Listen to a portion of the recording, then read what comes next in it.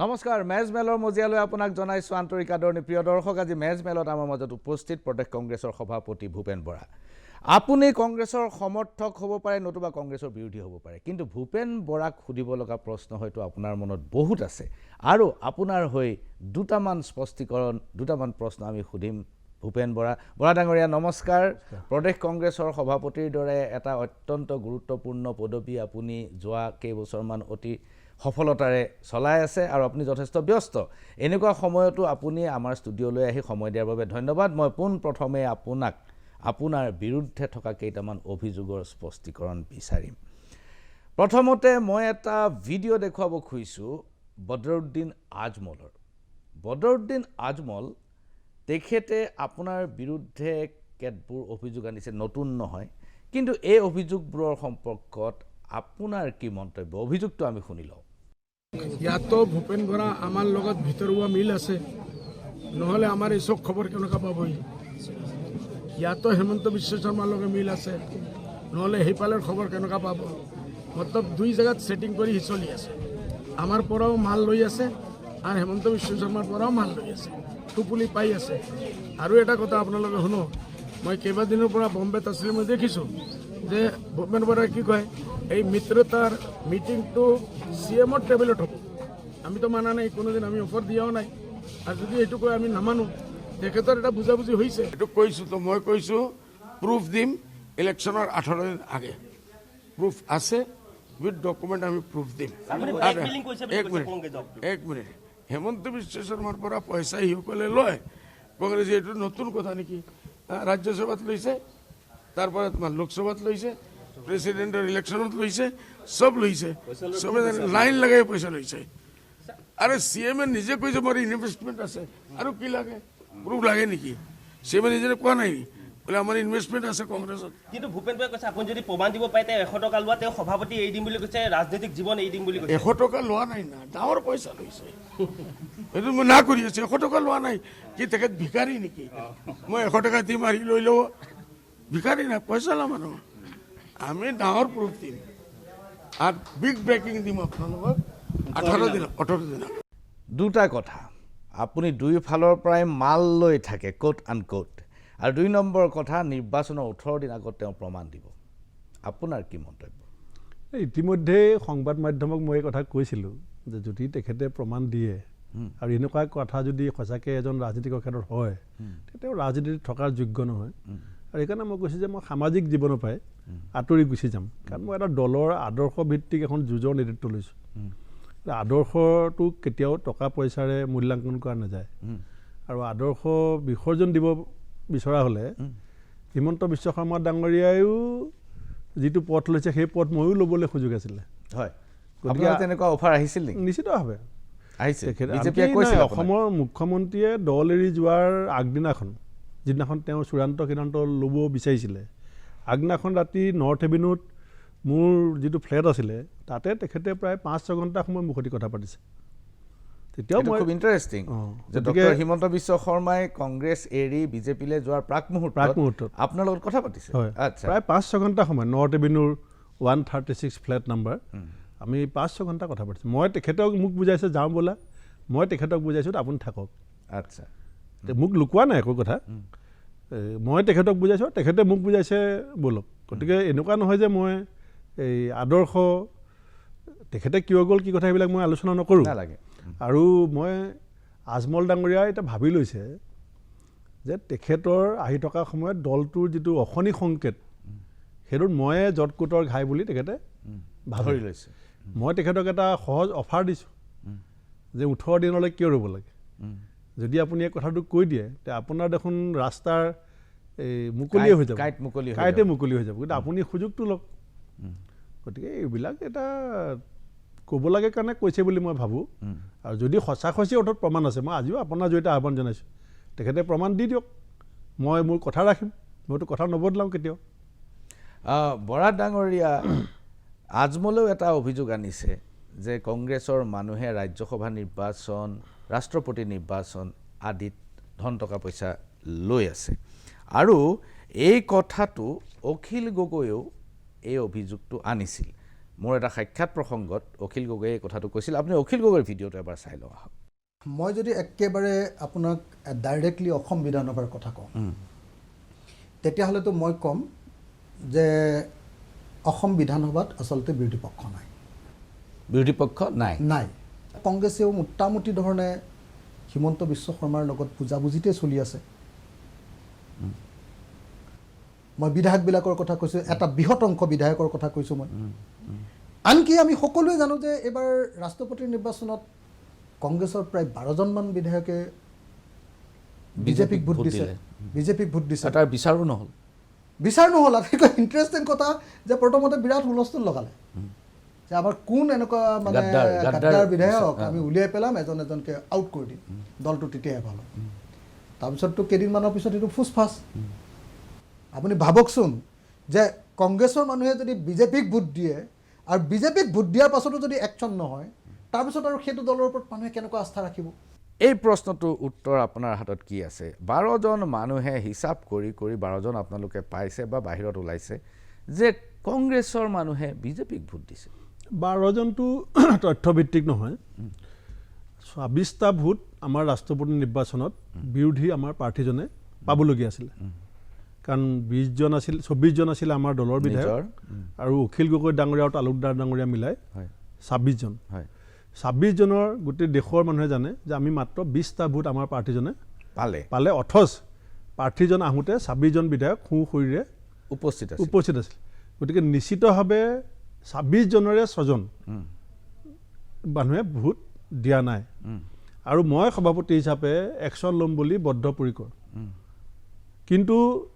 যি সময়ত মই ৰিজাল্টটো পাই পেলাই মোৰ প্ৰতিক্ৰিয়া দিছিলোঁ তেতিয়ালৈকে মই ভালকৈ নাজানো কাৰণ এনেকুৱা ঘটনা আগতে আমাৰ ৰাজনীতিক জীৱনত হোৱা নাই মই যেতিয়া প্ৰতিক্ৰিয়া দিলোঁ যে মই একশ্যন ল'ম তেতিয়া মই ভাবিছিলোঁ ভোটটো যেনেকৈ ৰাজ্যসভাত হ'লে আপুনি ক্ৰছ চেক কৰা উপায় আছে ৰাষ্ট্ৰপতিটো নিশ্চয় আমি বস্তুখিনি জানি ল'ব পাৰিম যে কোনে কাৰণ আমি লিখা আছিলে কোন বিধায়কে কোনখন বেলট পেপাৰত লৈছে কিন্তু আমি পাছত গোটেই উকিলৰ সৈতে কথা পাতি গম পালোঁ যে তাত যিহেতু হুইপ ছিষ্টেমটো নাথাকে এইটো ৰাষ্ট্ৰপতি নিৰ্বাচনত হুইপ নাই পাৰ্টিৰ ইলেকশ্যন এজেণ্ট কেণ্ডিডেটে দিব পাৰে পাৰ্টিয়ে দিব নোৱাৰে ৰাজ্যসভাত 2জন ইলেকশ্যন এজেণ্ট থাকে এজন কেণ্ডিডেটেও দিয়ে আৰু পাৰ্টিও দিয়ে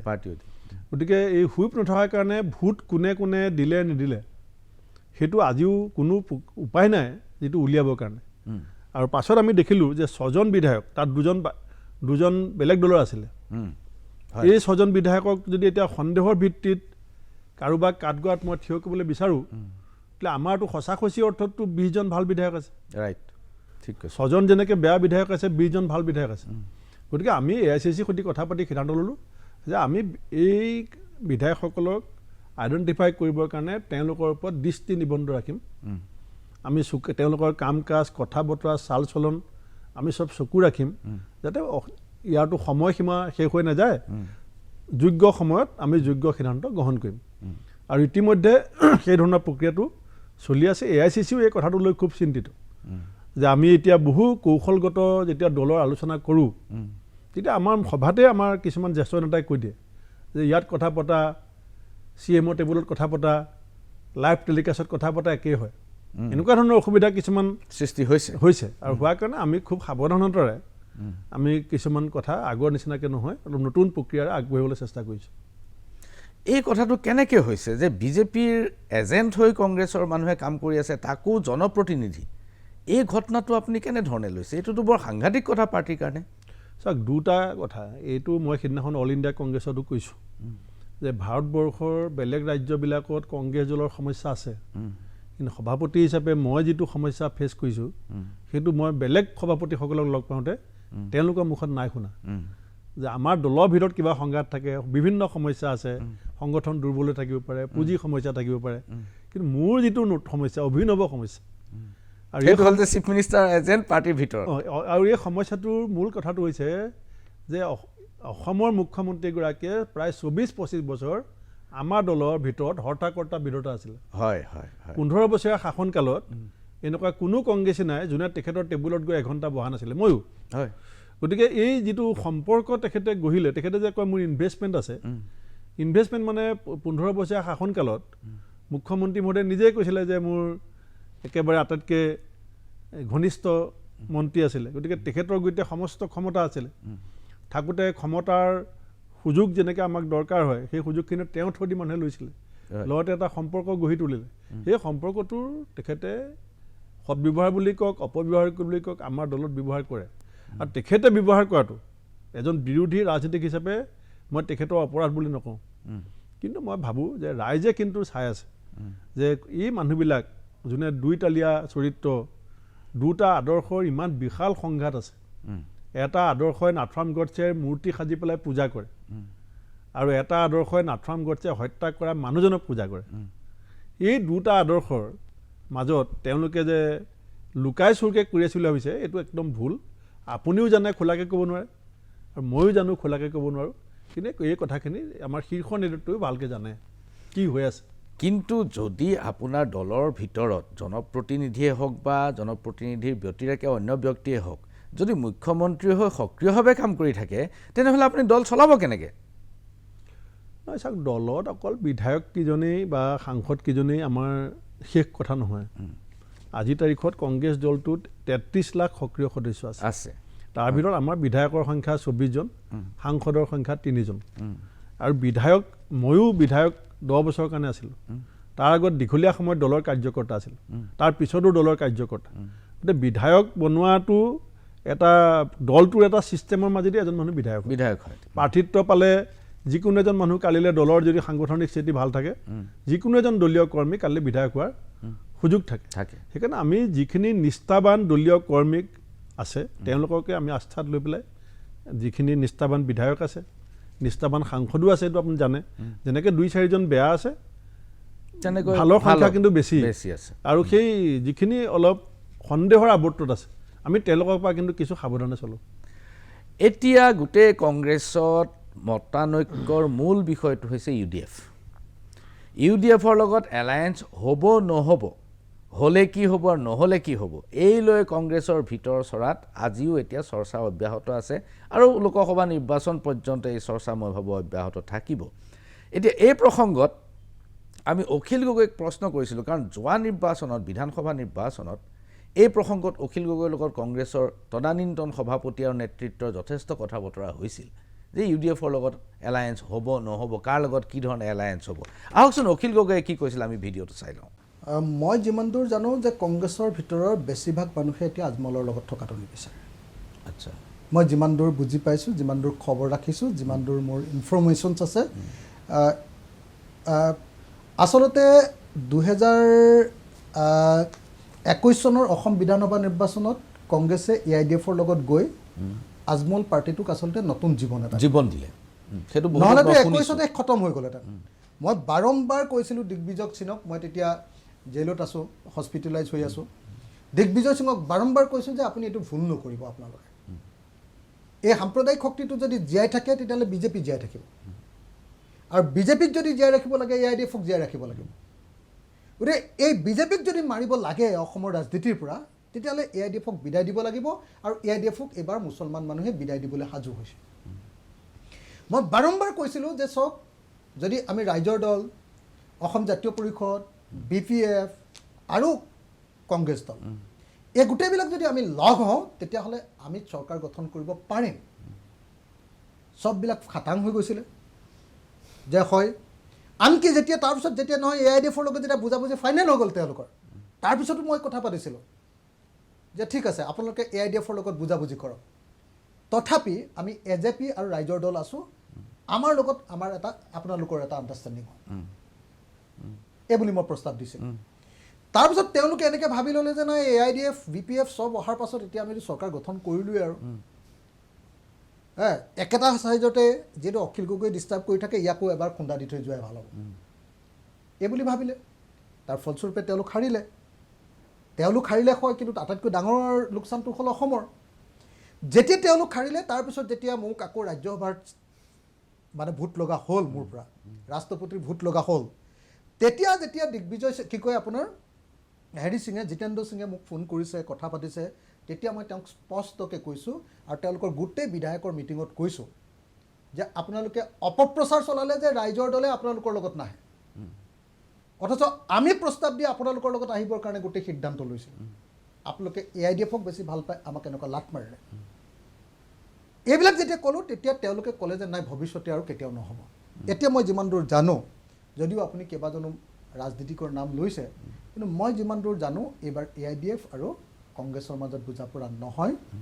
এইটোত মই প্ৰায় খাটাং হৈছোঁ মই নাজানো যে AIDF-ৰ লগত বুজাবুজি নোহোৱাৰ কাৰণে কংগ্ৰেছৰ কিমান ক্ষতি হ'ব ফাইনেলি কাৰণ যদি সঠিক ৰূপত এতিয়াৰ পৰা ভালকৈ কাম কৰিবলৈ হয় তেতিয়াহ'লে কিন্তু মোৰ মতে বহুত বেছি ক্ষতি নহয় AIDF-ক মানে বিদায় দিবৰ কাৰণে মানে মুছলমান মানুহ শিক্ষিত মানুহবিলাকে বুজি উঠিছে যে AIDF-ক বিদায় দিব পাৰিলেহে আমি বিজেপিক বিদায় দিব পাৰিম আৰু সেইটোক যদি সঁচাকৈ এওঁলোকে কঠোৰভাৱে কৈ থাকিব পাৰে এওঁলোকৰ ভিতৰত আকৌ কিছুমান ৰিফ্ট হৈ কাজিয়া লাগি এইফালে AIDF পন্থী এইটো যদি নকৰে সঠিকভাৱে তেওঁলোকে যদি একেলগতে কয়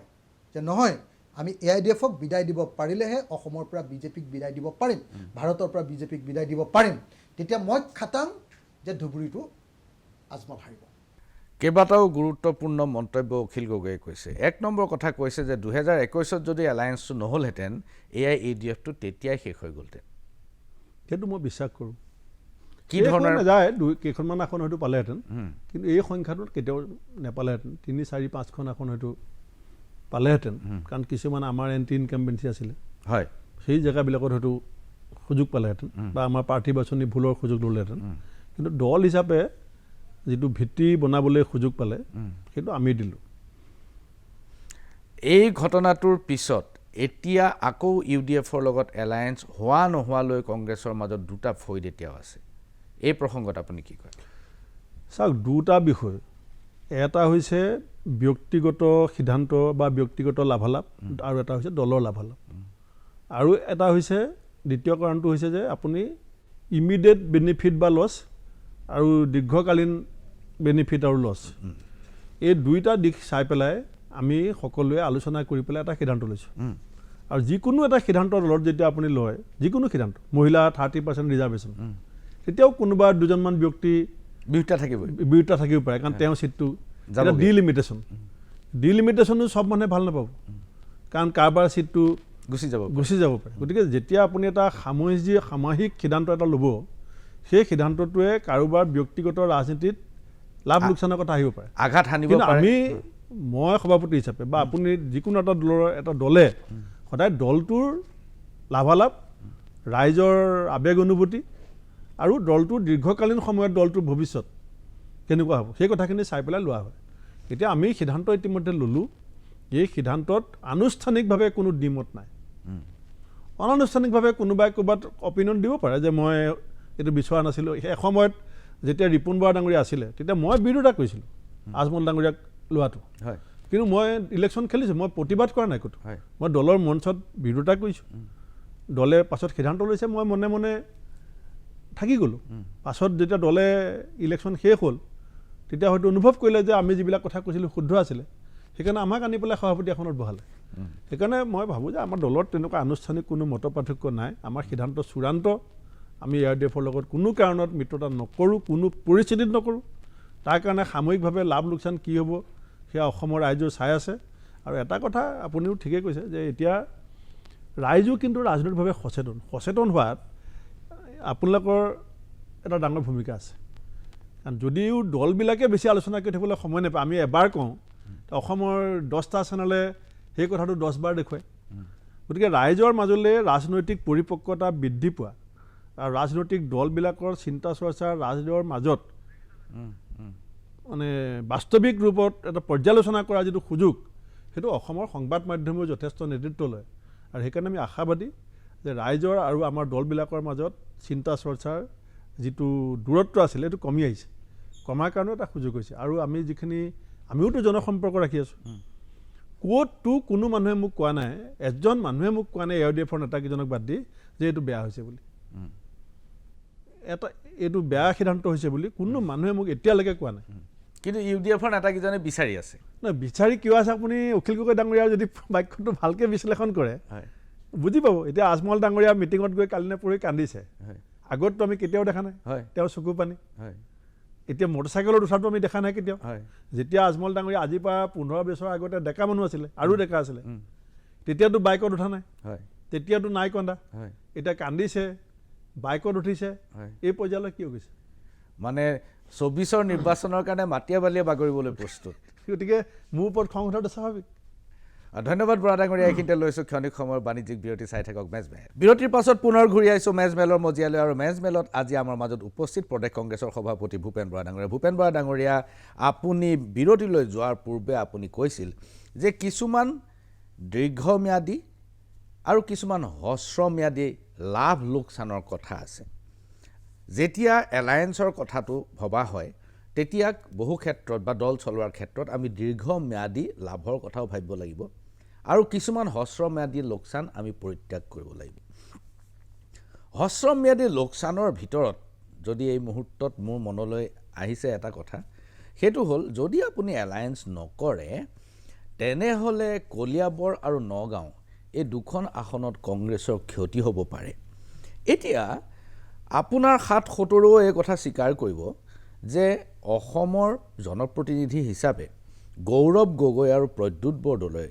সংসদত যিটো পাৰফৰ্মেঞ্চ, এই পাৰফৰ্মেঞ্চটো বিজেপিৰ দূৰঘূৰ সমৰ্থকেও কিন্তু এই কথাটো স্বীকাৰ কৰে আৰু ভাল পায়। এতিয়া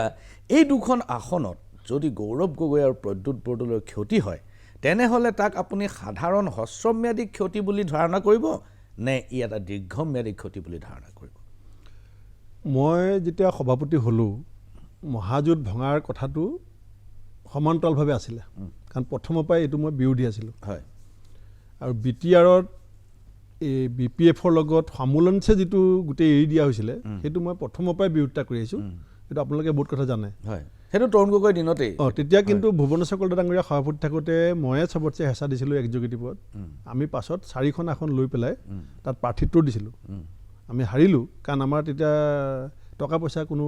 ছাপোৰ্ট কোনো নিদিলে। মন্ত্ৰীবিলাক আদা বাটৰ পৰা ঘূৰি ঘূৰি আহে, কেম্পেইনিং কৰিবলৈ যায়, কোনোবাই ইয়াৰ পৰা মাতি দিয়ে, আকৌ তাত মিটিং ৰেডি কৰি থৈ ঘূৰি আহে। এনেকৈ BTRখন এৰি দিয়া হ'ল। সেই সময়ত আমি আনকি ছেকেণ্ড টাৰ্মত আমি যেতিয়া শাসনলৈ আহিছিলোঁ তেতিয়া আমাৰ এবছলুট মেজৰিটি আছিলে। তেতিয়াও এগৰাকী মন্ত্ৰী পুৰণা সম্বন্ধৰ ভিত্তিত লৈ পেলাই BTRত আমাৰ সংগঠনটো আমি শক্তিশালী নকৰিলোঁ, যিটো কাৰণে আজি সেই সমগ্ৰ 12টা বিধানসভা সমষ্টিৰ এলেকাটোত এতিয়া আমি বহুত কষ্টৰে সংগঠন চলাই আছোঁ। কোনোমতে আমি সংগঠনটো এতিয়া থিয় তৃণমূলত একেবাৰে নোহোৱা হৈ গৈছে সক্ষম। এতিয়া আমি সংগঠনটো বনাইছোঁ নতুনকৈ, মানে যেনেকৈ নতুন পাৰ্টি এটা হ'লে হয় আমাৰ তেনেকৈ আৰম্ভ কৰিছোঁ। এতিয়া মহাজোঁটটো ভঙাৰ সময়ত প্ৰথম আলোচনা মই গৌৰৱ গগৈ ডাঙৰীয়াৰ লগত কৰিছোঁ আৰু প্ৰথম আনুষ্ঠানিক ঘোষণা মহাজোঁট নালাগে। তেতিয়া মই গৌৰৱ গগৈ ডাঙৰীয়াৰ এই কথাটো স্পষ্ট কৰিছোঁ যে তুমি অসমৰ নহয় আমাৰ সমগ্ৰ কংগ্ৰেছ দলটোৰ সাংসদত এজন শক্তিশালী প্ৰতিনিধি, গতিকে তোমাৰ চিন্তা চৰ্চাক বাদ দি পেলাই মই সিদ্ধান্তটো নলওঁ। তেতিয়া ক'লে নহয় মই আপোনাৰ লগত আছোঁ, মোৰ একো নাই এইটো লৈ, আপুনি আগবাঢ়ক। তেতিয়া মই ক'লোঁ তেতিয়াহ'লে আপুনি গৈ পেলাই সংবাদক কওক। ৰাজীৱ ভৱনত মহাজোঁট নালাগে বুলি প্ৰথমখন সংবাদমেল গৌৰৱ গগৈ ডাঙৰীয়াই কৈছে,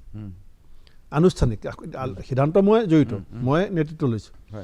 আৰু প্ৰদ্যুৎ বৰদলৈ ডাঙৰীয়াকো আমি যিদিনাখন আমাৰ মিটিংখন আছিলে তালৈ মাতিছিলোঁ, আহিব নোৱাৰিলে। তেতিয়া প্ৰদ্যুৎ দাক মই কৈছিলোঁ যে এইটো আমি এনেকৈ ভাবিছোঁ, নহ'লে আমিতো অসম চৰকাৰ বনাব নোৱাৰিম কেতিয়াও। অসমত চৰকাৰ বনোৱাৰ কোনো সুযোগেই নাথাকিব। আৰু যদি চৰকাৰ বনোৱাৰ সুযোগেই নাথাকে তেতিয়াহ'লে চব মানুহে ৰাজনীতি কিয় কৰি থাকিব? চব ৰাইজক চব অঞ্চলে আমাৰ লগত কিয় থাকিব? তেতিয়া কৈছিলে যে তুমি যি কৰা মই আছোঁ, তুমি ভাবি চিন্তি অলপ লাহে ধীৰে যোৱা, না বুলি কোৱা নাই। এতিয়া আপুনি যিটো কথা কৈছে ইয়াত দুটা কথা। এটা হৈছে ARDFৰ যিটো প্ৰকৃত চৰিত্ৰ সেইটো ইতিমধ্যে অসমৰ ৰাইজৰ সন্মুখত উন্মোচিত হৈছে। আপুনি ৰাজ্যসভাত যিটো অভিযোগ আনিছে, ৰাজ্যসভাৰ আমাৰ বিৰুদ্ধে যিটো অভিযোগ আছিলে, আমি 2জন MLAক অলৰেডি আমাৰ পাৰ্টিৰ পৰা এক্সপেল কৰিছোঁ। আমি ছিদ্দিক আহমেদ ডাঙৰীয়াক ৰিজাল্ট ওলোৱাৰ আগতে আমি এক্সপেল কৰিছোঁ। ৰাষ্ট্ৰপতি ইলেকশ্যনটোত টেকনিকেল প্ৰব্লেম আছে, তাত আমি কোনো একশ্যন ল'ব নোৱাৰোঁ,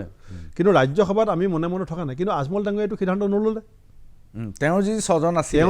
আছিলে কমচে কম চৌকজ এখন হওক, এনকুৱাৰী এটা হওক, একোটো নকৰিলে। আমিতো ছিদ্দিক আহমেদকতো বিফ'ৰ ৰিজাল্ট আমি এক্সপেল কৰিছোঁ। আপুনি তাৰপিছত যি ধৰণে মুখ্যমন্ত্ৰীক সকলো কথাত ভূয়সী প্ৰশংসা কৰি আছে, লোকসভাৰ ভিতৰত, বিধানসভাৰ ভিতৰত, বিধানসভাৰ বাহিৰত,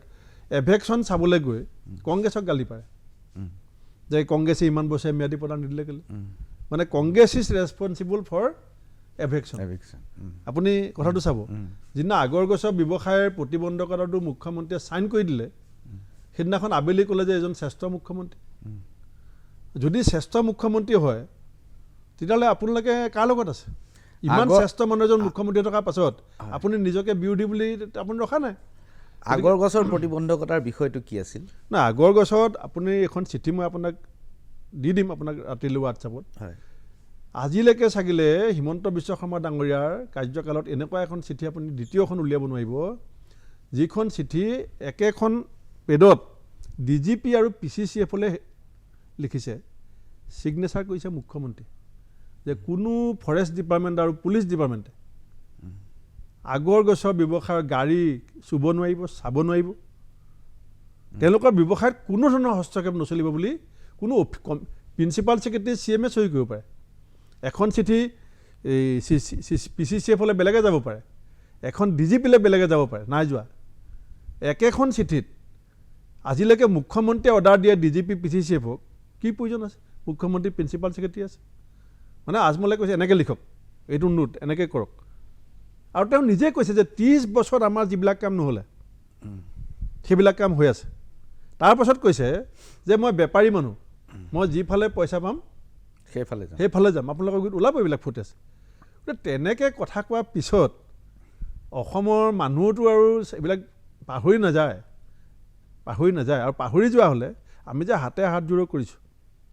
ভাৰত জোৰো কৰিছোঁ, ইয়াৰ অন্যতম এটা কাৰণ হৈছে যে মানুহৰ পৰা শুনিব বিচাৰিছোঁ, মানুহৰ ওচৰলৈ গৈছোঁ।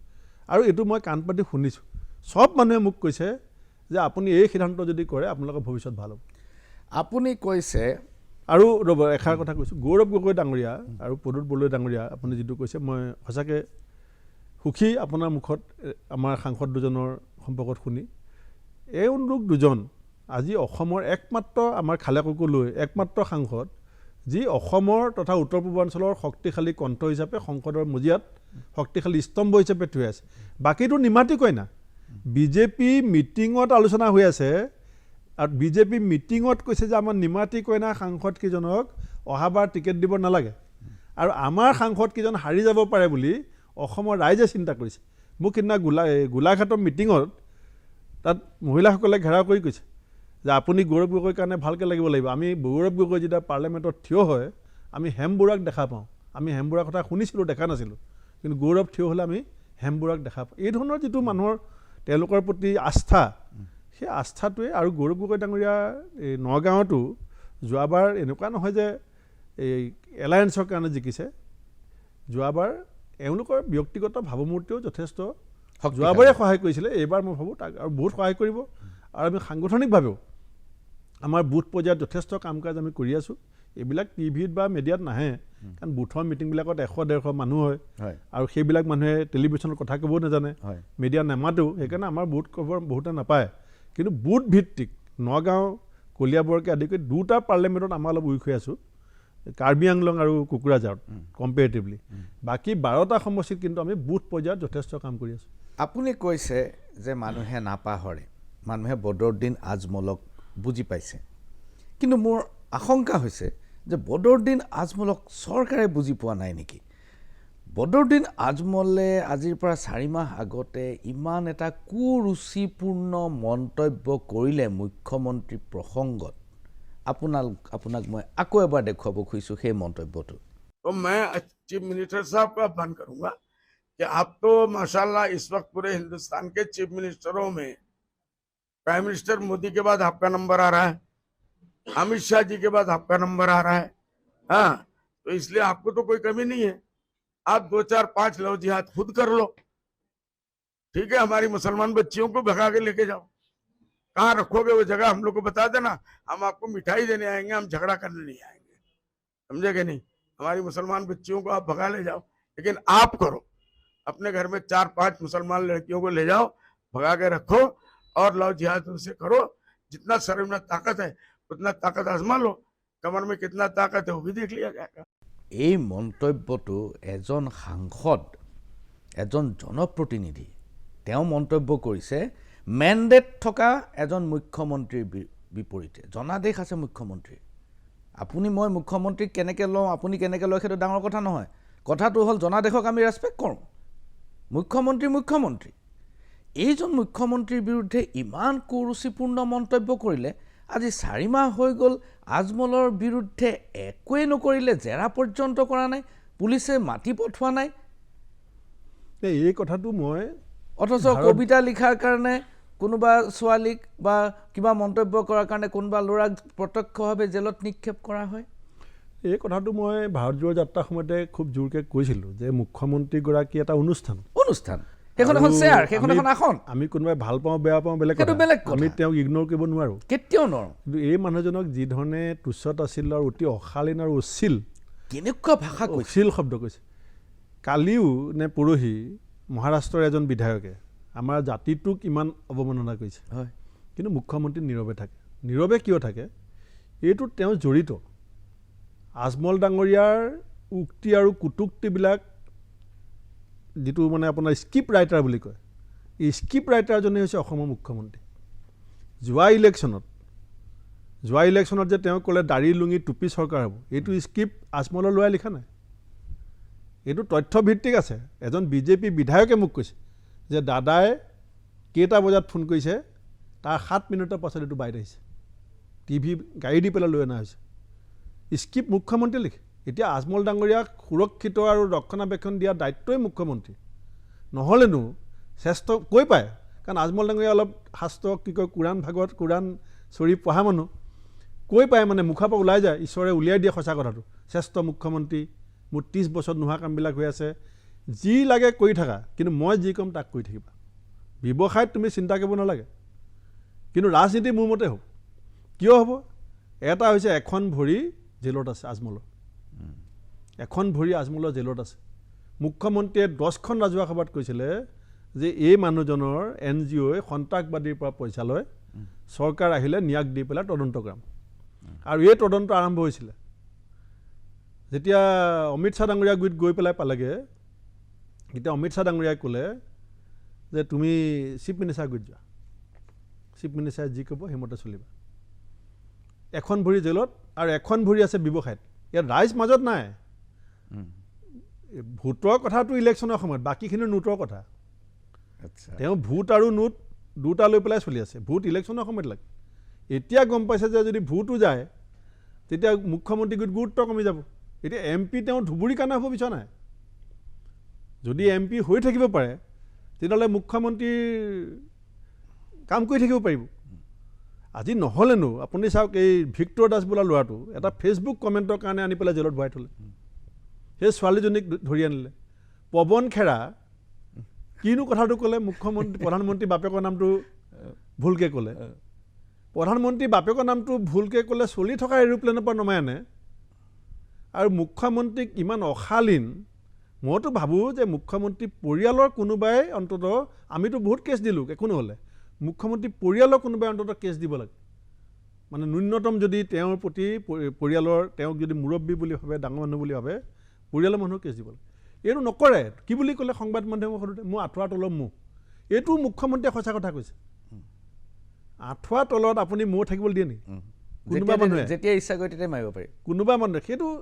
এতিয়া তেওঁ চাই আছে এতিয়া যদি কাইলৈ দেখে যে কংগ্ৰেছৰ সৈতে এলায়েন্স হয় মই এলায়েন্স নকৰা আচল কথাটো কি মই আপোনাক একদম ফ্ৰেংকলি কৈছোঁ এলায়েন্স মই নকৰোঁ এইকাৰণে মই তেওঁক কৈছে যে CM টেবুলত কৰিম বুলি কৈছে মই কৈছোঁ যে যদি আজমলৰ সৈতে মই এলায়েন্স কৰিব লাগে তে মই তেওঁৰ সৈতে কিয় বহিম CMৰ লগত ডাইৰেক্ট মই মুখ্যমন্ত্ৰীৰ লগত বহিম মই কৈছোঁ তেওঁ কৈছে টকা খোৱাৰ কাৰণে কৈছে মই মুখ্যমন্ত্ৰীৰ লগত বহিম কেলৈ মই জানো যে আপুনি কোনটো চিট বিচাৰিব এইটো CMে ঠিক কৰিব আপুনি ইলেকশ্যনৰ আগদিনাখন কি বুলি ক'ব সেইটো CMে ঠিক কৰিব আপুনি ভাষণ ক'ত দিব কিমান সময়ত হেলিকপ্টাৰ লেণ্ড কৰিব ভৱানীপুৰত ডাইচ ARDFৰ ডাইচ ভৱানীপুৰ উপ নিৰ্বাচনত ARDFৰ ডাইচ অসম চৰকাৰ মন্ত্ৰীয়ে তদাৰক কৰিছে পাছদিনা ARDF অহা কথা নাই ARDFে ভৱানীপুৰত অহা কথা নাই ভৱানীপুৰত আমি 6000 ভোটত হাৰিছোঁ ARDFে 7000 ভোট পাইছে হঠাৎ খবৰ পালোঁ যে আজমল ডাঙৰীয়া মিটিং কৰিবলৈ আহিব তাৰপিছত তাত দেখিছোঁ এজন অসম চৰকাৰৰ আমাৰ সেইফালৰ নামনি অসমৰ নলবাৰীৰ ফালৰ এজন মন্ত্ৰীয়ে গৈ ডাইচৰ কাম চাইছে হেলিকপ্টাৰ কাম চাইছে ARDFৰ মানুহে কৰা নাই বিজেপি মন্ত্ৰীয়ে ভবানীপুৰ উপনিৰ্বাচনত AIDFৰ 250 টকা পে'মেণ্ট কৰিছে, হেলিপেডৰ পইচা পে'মেণ্ট কৰিছে, হেলিকপ্টাৰৰ পইচা পে'মেণ্ট কৰিছে। এই আপুনি চুটলিপি তেওঁ দি দিয়ে, সেইকাৰণে কৈছে আঁঠুৱাটো ল'ম। স্বীকাৰ কৰিছে মুখ্যমন্ত্ৰীয়ে যে মোৰ লগত আছে, এই মই বিষাক্ত কৰি কংগ্ৰেছক কামুৰাই দিব পাৰোঁ, মোক নাকামুৰে। যদি তেওঁক কামুৰিলেহেঁতেন তে তেওঁ আঁঠুৱাৰ তলত মৌ বহাই থ'ব নেকি? এইখিনি মানুহে, এইখিনি ৰাইজে বুজি আছে। ৰাইজে বুজি পোৱাটো এটা বেলেগ প্ৰসংগ, আৰু ৰাজনীতিত এই ধৰণৰ অনুশীলন চলি থকা আপুনি যিটো চিন্তা কৰিছে যে কংগ্ৰেছৰ ইমিডিয়েট হৰ্ষকালীন আমাৰ কিবা ক্ষতি হ'ব নেকি, এইটো নহয়। এইকাৰণে কৈছোঁ এই AIDFৰ যিটো কনচেপ্ট এইটো আহিছে UMFৰ পৰা। হয়, UMF দলটো এতিয়া ইতিহাসৰ গৰাহলৈ গুচি গ'ল। হয়, অখিল গগৈ এটা কথা ঠিক কৈছে যে 21তে ইতিহাসৰ সম্ভাৱনা পূৰা আছিলে, আমি তাক সঞ্জীৱনী দি পেলাই আকৌ প্ৰাণ দিলোঁ। এতিয়া আমি নকৰোঁ সেই কামটো, আমি এইটো ৰিস্ক লৈছোঁ। এটা ৰিস্ক ফেক্টৰ সদায় পলিটিক্সত আপুনি যিমান, এতিয়া মুখ্যমন্ত্ৰীক চবেই দেখি আছে, এই বিহাৰত কি হ'লনো টিভিতহে আপুনি গম পালে আবেলি নীতিশ কুমাৰৰ বিজেপিৰ দুফাল হৈ গ'ল বুলি। আপোনাৰ মহাৰাষ্ট্ৰৰ মুখ্যমন্ত্ৰী থাকৰে বদলি হ'ব বুলি আমি ইয়াত যেতিয়া প্লেন আহি লেণ্ড কৰিছে তেতিয়াহে গম পাইছোঁ। একো ডাঙৰ কথা নহয় ৰাজনীতিত পথ পৰিৱৰ্তনৰ কাৰণে। ৰিস্ক ফেক্টৰটো চবতে থাকিব, আপুনি বাথৰুমত গা ধুতো ৰিস্ক থাকিব, ইলেকশ্যন খেলোতো ৰিস্ক থাকিব। ডাঙৰীয়া, আপোনাৰ একেবাৰে নিকট অতীতৰ কথা যদি আমি চাওঁ, 2016 চনত কংগ্ৰেছ আৰু UDFৰ মাজত কোনো বুজাবুজি হোৱা নাছিল, কোনো বুজাবুজি হোৱা নাই। তৰুণ গগৈ ডাঙৰীয়া নিজে জীয়াই আছিল। সেই সময়ত কিন্তু বিজেপিয়ে খুব সফলভাৱে কংগ্ৰেছ আৰু UDFৰ গোপন বুজাবুজি হৈছে বুলি কথাটো প্ৰচাৰ কৰাত খুব সফল হ'ল। 2016ৰ কথা কৈছোঁ মই। এইবাৰ যদি বুজাবুজি নহয়ও, আনুষ্ঠানিক বুজাবুজি নহ'ল, চিট শ্বেয়াৰিং নহ'ল, একো নহ'ল, কোনো সম্পৰ্কই নাই, তৎসত্ত্বেও কিন্তু বিজেপিৰ যিটো কেম্পেইন মেচিন, এই কেম্পেইন মেচিনটোৱে কিন্তু সফলতাৰে চলাই দিব পাৰিব যে আপোনালোকৰ গোপন বুজাবুজি আছে। 16 চনৰ নিৰ্বাচনত এই যিটো আপুনি বিষয় আনিছে, এই বিষয়টো বৰ ডাঙৰ ফেক্টৰ নাছিলে। এটা তেওঁলোকৰ বিভিন্ন কাৰণবিলাকৰ মাজত এটা কাৰণ হ'ব পাৰে। 16 চনত আপুনি জানে যে 14 চনতে এটা মোদী ৱেভ বুলি, 14 চনৰ লোকসভা নিৰ্বাচনতে অসমত 7খন MP বিজেপি জিকিবলৈ সক্ষম হৈছিলে। আৰু আমাৰ দলত হিমন্ত বিশ্ব শৰ্মাই 15 চনৰ শেষৰ ফালে গৈছে। তাৰ আগত যিটো অন্তকণ্ডল আৰু পঞ্চায়ত লেভেলৰ পৰা শীৰ্ষ লেভেললৈকে বিভিন্ন পৰস্পৰ বিৰোধী দলৰ ভিতৰতে দুৰ্নীতিৰ যিবিলাক অভিযোগ, আৰু কিছুমান ৰাইজৰ সাক্ষ্যসো হৈছিলে, আৰু কিছুমান মানুহ এনেকুৱা অতিমাত্ৰা অহংকাৰী হৈ পৰিছিলে, সংবাদ মাধ্যম আমাৰ বিৰুদ্ধে গুচি গৈছিলে, সৰ্বসাধাৰণ ৰাইজে গুৱাহাটীত আহি পেলাই আন্দোলনৰ লানি নিচিগা সুত ববলৈ আৰম্ভ কৰিছিলে, বিভিন্ন জনগোষ্ঠীবিলাক আমাৰ পৰা আঁতৰি গৈছিলে। সেই ধৰণৰ যিটো পৰিস্থিতি হৈছিলে, এণ্টি ইনকামবেঞ্চি বুলি কওক, আভ্যন্তৰীণ কণ্ডল বুলি কওক, আভ্যন্তৰীণ কণ্ডল, ডক্টৰ শৰ্মা নিজেই বিদ্ৰোহী হৈ গ'ল। এই কথাবিলাকত আমি হৰাটো প্ৰায় নিশ্চিত আছিলে। মইতো দিল্লীত 6 মাহ আগত কৈছিলোঁ যে মোৰ নিজিকো, জিকাৰ কোনো সম্ভাৱনা নাই, এনেকৈ আমি নিজেই কনফেছ কৰিছিলোঁ। সেইকাৰণে যোৱাবাৰ সেইটো বৰ ডাঙৰ কথা নহয়। বিভিন্ন ৰাজনৈতিক দলে প্ৰচাৰ আৰু অপপ্ৰচাৰ, এইটো ৰাজনীতিত থাকেই। অপপ্ৰচাৰ প্ৰচাৰ দুয়োটা চলিবই, কিন্তু তাৰ ভিতৰত মূল কথাটো হৈছে যে ৰাইজৰ যিবিলাক মৌলিক সমস্যা, মূল্য বৃদ্ধিৰ কথা কওক, নিবনুৱা সমস্যাৰ কথা কওক, 6 জনগোষ্ঠীৰ কথা কওক, বানপানী গৰাখহনীয়াৰ কথা কওক, বিদেশী কথা কওক, NRC কথা কওক, অসম চুক্তিৰ কথা কওক, যিবিলাক মৌলিক কথা কৈ পেলাই বিজেপিয়ে অসমত খোপনি পুতিছিলে 14 চনৰ পৰা। মোদী ডাঙৰীয়া, অমিত শ্বাহ ডাঙৰীয়াৰ, সৰ্বানন্দ সোণোৱাল ডাঙৰীয়াৰ যিবিলাক প্ৰাৰম্ভিক ভাষণ, এইখিনিক আমি ৰাইজৰ মাজলৈ লৈ যোৱাৰ এটা ব্যৱস্থা কৰি আছোঁ। আমি সোনকালে কৰা নাই, অলপ লাহে লাহে কৰিম। এইখিনি আমি একদম ঘৰে ঘৰে হাতে হাতে মানুহক দিয়াৰ ব্যৱস্থা কৰি আছোঁ। আমাৰ ভাষণ নহয় এবাৰ, যে 14 চনৰ পৰা 16 চনৰ ভিতৰত আজি গুৱাহাটীত যেনেকৈ খোৱাপানীৰ কৃত্ৰিম বানপানীৰ সমস্যা আৰু খোৱাপানীৰ সমস্যা 100 দিনৰ ভিতৰত সমাধান কৰিম বুলি সোণোৱাল ডাঙৰীয়া আৰু কি কয় বিজয়া চক্ৰৱৰ্তী বাইদেউৰ যি বক্তব্য, আমি গুৱাহাটী মানুহক হাতে হাতে দিম। অসমৰ যুৱ প্ৰজন্মক এনেকুৱা ধৰণে আলোড়িত কৰিছিলে অসমৰ বৰ্তমানৰ মুখ্যমন্ত্ৰীগৰাকীয়ে। তৰুণ গগৈ ডাঙৰীয়াক মঞ্চৰ পৰা প্ৰশ্ন সোধে যে অসমৰ 25 লাখ নিবনুৱা যুৱক যুৱতী স্বাৱলম্বী কেতিয়া হ'ব, আত্মনিৰ্ভৰশীল কেতিয়া হ'ব? আপুনি আঁঠুৱা ৰাজনীতি কৰে, কম্বলৰ ৰাজনীতি কৰে, এতিয়া আপুনি অৰুণোদয় ৰাজনীতি কৰে। আপোনাৰ বাৰ্থডেত এই হেৰিয়াৰ গান শুনিবৰ কাৰণে 1.5 লাখ টকা টিকেট কাটিব লাগে। কাৰ গান? মুখ্যমন্ত্ৰী ডাঙৰীয়াৰ বাৰ্থডে দিনা A.R. ৰহমানৰ গান শুনিবৰ কাৰণে 1.5 লাখ টকীয়া টিকেট। এইটো আপুনি এ আৰ ৰহমানৰ কথা কৈছে 1.5 লাখ টকীয়া নহয় মুখ্যমন্ত্ৰীৰ বাৰ্ডেন আৰু বাকী মই সেইকাৰণে কৈছোঁ যে দুখন অসমৰ মুখ্যমন্ত্ৰী আপুনি এখন অসম আপোনাৰ লগত আছে য'ত মানুহে 1.5 লাখ টকা টিকেট কাটি গান শুনিবলৈ যায় আপোনাৰ বাৰ্ডেন আৰু এখন অসম আপুনি ৰাখিছে 1200 টকীয়া অৰুণোদয় পাই পেলাই মাহটো চলিব লাগে অৰুণোদয় পোৱা মানুহে আপোনাক ভাল পাই থকা নাই তাপ মাৰি আছে আৰু তেওঁলোকে সুযোগৰ অপেক্ষাত আছে যেতিয়া তেওঁলোকে দেখিব যে পৰিৱৰ্তন আৱশ্যকভাৱে পৰিৱৰ্তন এওঁলোকে কৰিব ক্ৰেডিবল অল্টাৰনেটিভ আছে তেতিয়া সেইখিনি ৰাইজেও সিদ্ধান্ত ল'ব ক্ৰেডিবল অল্টাৰনেটিভ চকুৰ সন্মুখত ভাৰতবৰ্ষ জুৰি এতিয়া ক্ৰেডিবল অল্টাৰনেটিভ নাই আপুনি অসমৰ কথা বাদ দিয়ক সমগ্ৰ দেশতে নাই ৰাহুল গান্ধীয়ে ভাৰত জোড়ো যাত্ৰা কৰিলে ভাৰত জোড়ো যাত্ৰাৰ পৰা মই যিটো দেখিছোঁ কংগ্ৰেছৰ আভ্যন্তৰীণ কিছু লাভ হৈছে তেওঁলোক সক্ৰিয় হৈছে পুনৰ নিষ্ক্ৰিয় হৈ থকা মানুহবিলাক সক্ৰিয় হৈছে এটা নতুন এটা যোৱাৰ দলৰ ভিতৰত আনিবলৈ সক্ষম হৈছে কিন্তু বাহিৰত দলৰ বাহিৰত জনগণৰ মাজত তাৰ যিটো ইম্পেক্ট থাকিব লাগিছিল সেইটো কিন্তু হৈ উঠা নাই বৰা ডাঙৰীয়া না ক্ৰেডিবল অল্টাৰনেটিভ আপুনি যদি ইতিহাস বিশ্লেষণ কৰে মই নকওঁ যে আজিৰ তাৰিখত আপুনি যিটো দৃষ্টিভংগীৰে ক্ৰেডিবল অল্টাৰনেটিভ বিচাৰিছে সেইটো এতিয়া ৰেডি হৈ আছে বুলি ময়ো সেইটো আপোনাক দাবী নকৰোঁ কিন্তু আপুনি ইন্দিৰা গান্ধী যেতিয়া দেশৰ প্ৰধানমন্ত্ৰী আছিলে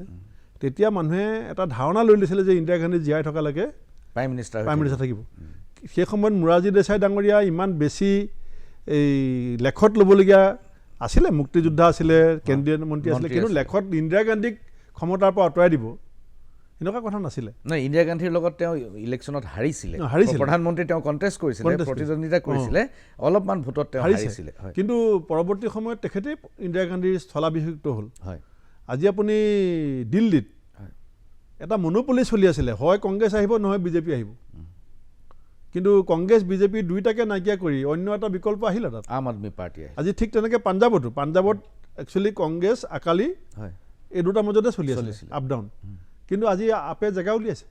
মই এই কথাটো এইকাৰণে কৈছোঁ যে ক্ৰেডিবল অল্টাৰনেটিভৰ দুটা ফালৰ পৰা সৃষ্টি হ'ব এটা হৈছে ৰাজনৈতিক দলবিলাকে সৃষ্টি কৰিব লাগিব আৰু এটা হৈছে ৰাইজে সৃষ্টি কৰিব লাগিব আজি অসমৰ বৰ্তমানৰ মুখ্যমন্ত্ৰীগৰাকীক ৰাইজে যি এতিয়া যেনেকৈ আমি বহুত ওপৰৰ পৰা চাওঁ তেওঁৰ ৰাজনীতিও তেনেকৈ আৰম্ভ হৈছিলে